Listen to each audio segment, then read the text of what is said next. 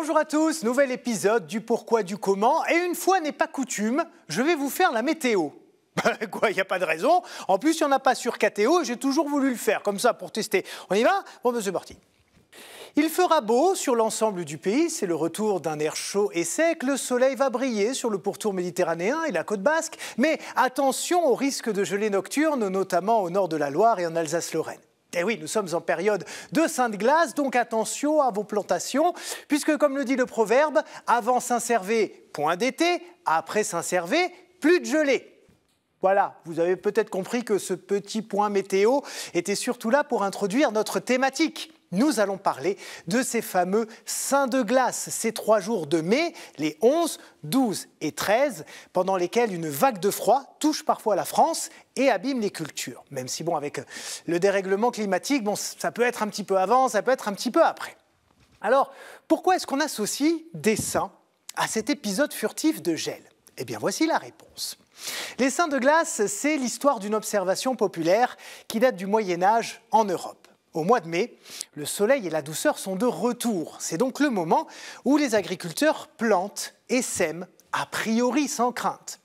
Mais certaines années, au petit matin, les paysans trouvent leur terre complètement roussie par le gel.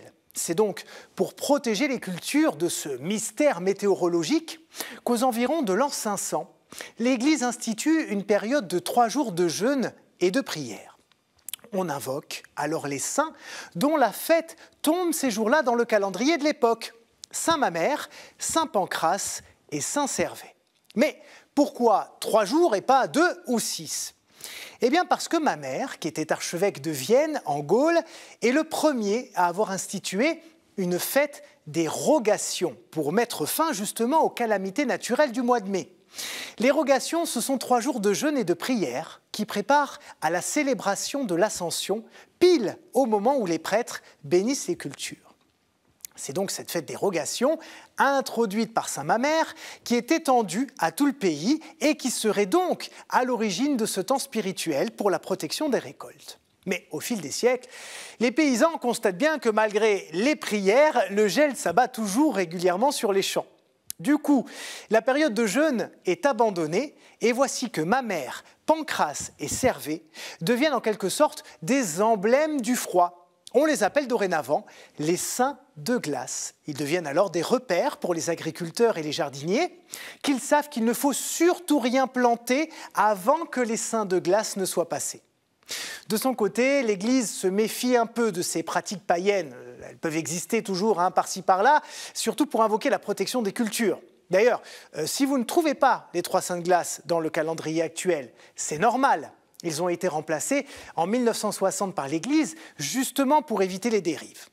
Mais bien plus que de la simple superstition, c'est aussi un moment d'une grande portée spirituelle. Les agriculteurs acceptent le lien entre leur vie quotidienne, les fruits de la terre, et le sacré, donc les saints, donc Dieu lui-même.